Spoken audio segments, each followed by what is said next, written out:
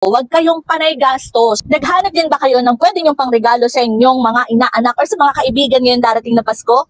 Nako, ito ang isa sa pwede ninyong iregalo sa kanila ngayong Pasko. Dahil nga, for sure, gagastos na naman kayo or baka mamaya may pinag-iipunan kayo mga travel, no? Malaking tulong na meron kayong ganito na savings challenge. Actually, ang nakalagay dito is $10,000 savings challenge. Pero regardless kung magkano yan ang mahalaga is makapag-save kayo, lalo na nga kung meron kayong pinag-iipunan. So, papakita ko sa inyo kung ano yung itsura niya. Kasi ang ganda niya, ang liit niya lang, so very handy. Kahit yung mga ganitong wallet niya, pwede nyo pa rin nga siyang ilagay as in kasyang-kasya siya, guys. Ang ganda nito kasi meron siyang ganyan na mini binder, tapos ganito yung pinaka-buksanan niya.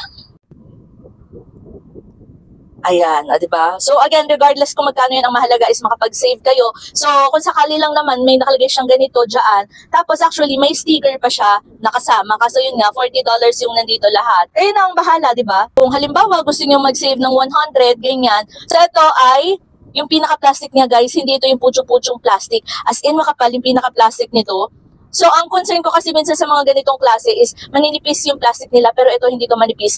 Kaso nga lang, ito, 3 tupi ko siya. Ganyan.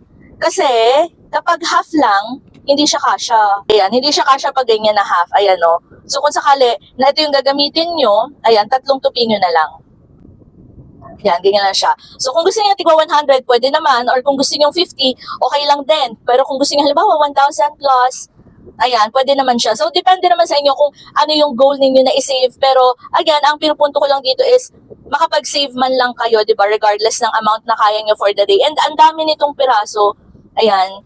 So, again, perfecto lalo kung may pinag-iipunan kayo. And very handy lang kasi maliit lang siya. So, kung gusto niyo ng ganitong pang regalo, ayan, or personal use, pwede din, di ba? Ilalagay ko sa yellow basket.